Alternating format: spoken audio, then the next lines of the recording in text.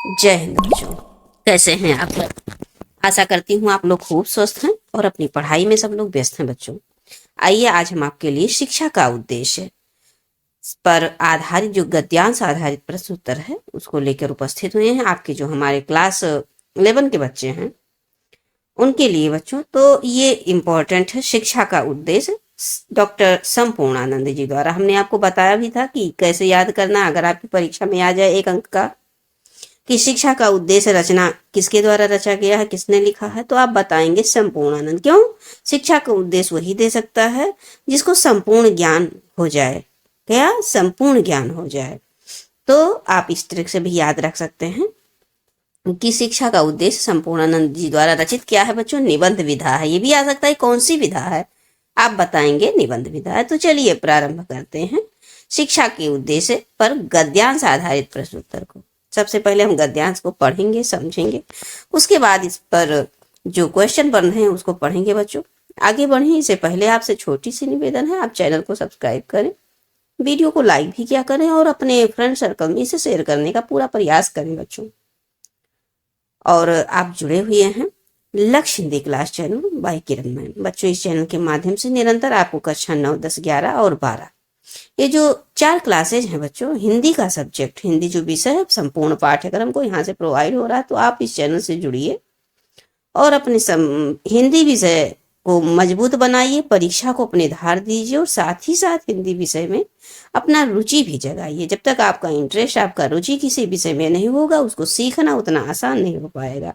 और हिंदी तो हमारी मातृभाषा है बच्चों। अगर आपका हिंदी स्ट्रांग हो गया तो अन्य और भी सब्जेक्ट जो हैं, आपके विषय जो हैं, उसमें आप 2-4 नंबर 6 नंबर एक्स्ट्रा ही करेंगे, उसमें कम नहीं होगा। क्यों? क्योंकि हिंदी में पढ़ना, लिखना, समझना सारी चीजें हिंदी विषय में होती हैं। तो हमारे 11 के बच्चे चलिए तैयार हो जाइए। आप हमारे इस को पूरे कंसंट्रेशन से पहले सुन लेंगे, क्योंकि जब तक इसको सुनेंगे तभी आपको इसका आंसर समझ में आएगा। तो देखिए बच्चों क्या कह रहे हैं लेखक डॉक्टर संपूर्णानंद जी कि आत्मा क्या है? अजर और अमर है। यहाँ पर आत्मा के बारे में बता रहे हैं कि हमारी जो आत्माएं हैं वो अजर हैं, अमर हैं। आत्मा ना तो कभी मरती है, ना तो कभी वो जीवन लेती है, बस उसमें अनंत ज्ञान है। किसमें? आत्मा में अनंत ज्ञान है, अनंत शक्ति है और आनंद का भंडार है। अकेले ज्ञान कहना भी पर्याप्त हो सकता है, क्योंकि जहां ज्ञान होता है वहां शक्ति होती ही है, और जहां ज्ञान और शक्ति होती है वहां आनंद तो आवश्यक है होना, आनंद तो होगा ही होगा। परंतु अविद्यावशात वह अपने स्वरूप को भूला हुआ है। मतलब विद्या के अभाव में अपने स्वरूप को भूला हुआ है। इसी से अपने को अल्पज्ञ पाता है, अर्थात कम ज्ञानी पाता है, कम बुद्धि का पाता है, अल्पज्ञ। अल्पज्ञता के साथ साथ, अल्पज्ञता बच्चों भाववाचक संज्ञा है, अल्पज्ञता के साथ साथ अल्प शक्तिमत्ता भी आ जाती है। जब अल्पज्ञता अर्थात अल्प बुद्धि आ जाती है तो साथ ही शक्ति भी क्षीण हो जाती है, अल्प शक्ति भी हो जाती है, शक्ति की भी कमी हो जाती है और इसका परिणाम दुख होता है। और इसका परिणाम क्या होता है? दुख होता है। तो आपने पढ़ा बच्चों इतने गद्यांश को, इस पे अंडरलाइन जो रेखांकित अंश है इसकी व्याख्या भी हम लोग देखेंगे। तो इसमें पूरे 10 नंबर का सवाल है बच्चों, ये टोटल 10 नंबर का सवाल है, इसलिए इस पर आपको पूरा कंसंट्रेशन बनाना है। 5 क्वेश्चन आपकी परीक्षा में आएंगे और प्रत्येक क्वेश्चन 2 अंक का होगा। तो प्रस्तुत गद्यांश के पाठ एवं लेखक का नाम लिखिए। पहले की पैटर्न में होता था बच्चों, एक गद्यांश दिया जाता था और गद्यांश पे आधारित संदर्भ और व्याख्या, पूरे गद्यांश की व्याख्या और प्लस संदर्भ लिखा जाता था। लेकिन पैटर्न थोड़ा सा चेंज हुआ, चीजें लेकिन वही है बच्चों। आपको व्याख्या थोड़ा सा रेखांकित अंश का ही करना होगा, आपको पाठ का नाम लिखना होगा, आपको लेखक का नाम लिखना होगा, प्लस गद्यांश पर आधारित कुछ क्वेश्चन होंगे तो उसको समझना होगा। तो थोड़ा सा पैटर्न चेंज हुआ और थोड़ा आसान भी हुआ है। तो देखिए बच्चों इसमें कह रहा है कि प्रस्तुत गद्यांश के पाठ एवं लेखक का नाम लिखिए। क्वेश्चन नंबर आपका का है?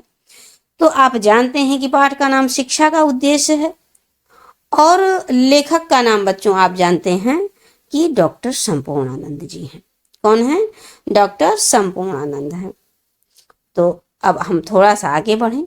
ये देखिए हमारे डॉक्टर संपूर्णानंद जी, थोड़ा सा क्वेश्चन नंबर खा पे फोकस करते हैं। तो हमने पाया कि यहाँ पर रेखांकित अंश की व्याख्या के बारे में आपको बताना है। आपने ऊपर देखा ही, रेखांकित अंश को एक बार फिर से देख लीजिए बच्चों।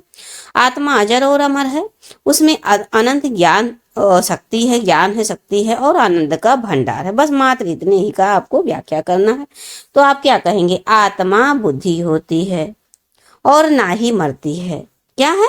कह रहे हैं आत्मा ना बुद्धि होती है और ना ही मरती है, वो शाश्वत है, साथ निरंतर अनंत काल तक रहती है, नित्य रहती है। शाश्वत अर्थात सदैव रहती है। आत्मा के अंदर असीम ज्ञान होगा, असीम ज्ञान, शक्ति और आनंद का खजाना भरा हुआ है। तो यहाँ पर असीम हो जाएगा बच्चों, ना को आप माँ बनाएं।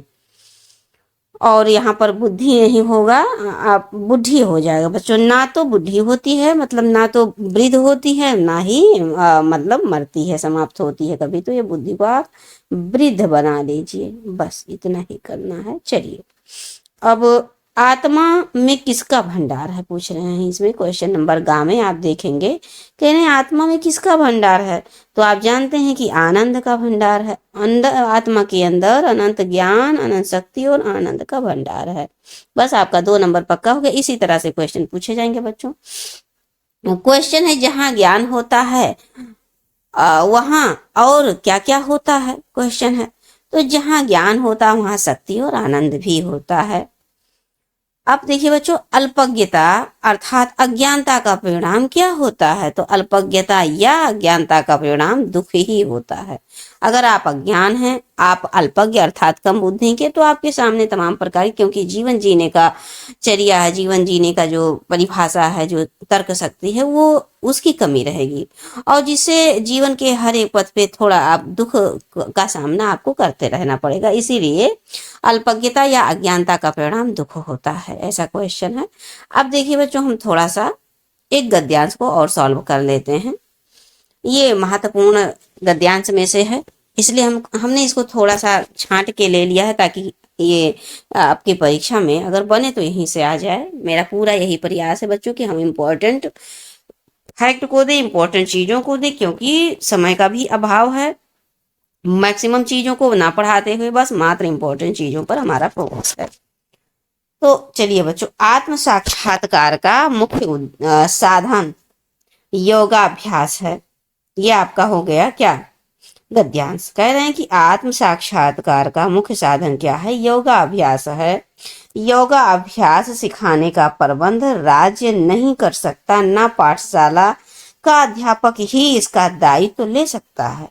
जो इस विद्या का खोजी होगा वह अपने लिए गुरु ढूंढ लेगा, परंतु इतना किया जा सकता है, और यही समाज और अध्यापक का कर्तव्य है कि व्यक्ति के अधिकारी बनने में सहायता दी जाए, अनुकूल वातावरण उत्पन्न की जाए। तो ये रहा आपका गद्यांश बच्चों। अब इस पर आधारित हम लोग प्रश्न देखेंगे।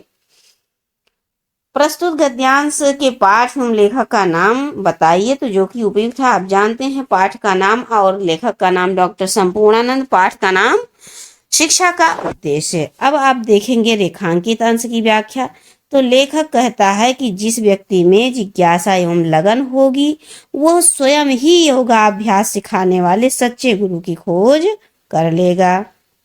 समाज एवं शिक्षक को तो उसके लिए मात्र वातावरण प्रस्तुत करना है, उसके लिए आवश्यक साधन जुटा सकते हैं और तथा उसे उस दिशा में आगे बढ़ने के लिए प्रेरित कर सकते हैं। ये रहा क्वेश्चन नंबर 2 बच्चों। अब देखिए क्वेश्चन नंबर गा। लेखक के अनुसार योगाभ्यास क्या चीज है? तो लेखक के अनुसार अभी आपने पढ़ा बच्चों कि योगाभ्यास आत्म साक्षात्कार का प्रमुख साधन है। योगाभ्यास सीखने वाले गुरु कहीं मिलेंगे? तो जब विद्यार्थी योगाभ्यास सीखना चाहता है तो गुरु की तलाश वह स्वयं करेगा, क्योंकि शासन एवं समाज इसका प्रबंध नहीं करता। क्वेश्चन नंबर अंगा को देखिए बच्चों। अंगा, गद्यांश का केंद्रीय भाव क्या है? इस गद्यांश पे आपका केंद्रीय जो भाव है, तो बच्चों गद्यांश का केंद्रीय भाव है कि यदि कोई कुछ भी सीखना चाहता है तो प्रयास भी उसे स्वयं ही करना होगा। इसका केंद्रीय भाव यही है बच्चों कि यदि आप कुछ भी सीखना चाहते हैं, कुछ भी, तो उसके लिए आपको स्वयं प्रयास करना होगा।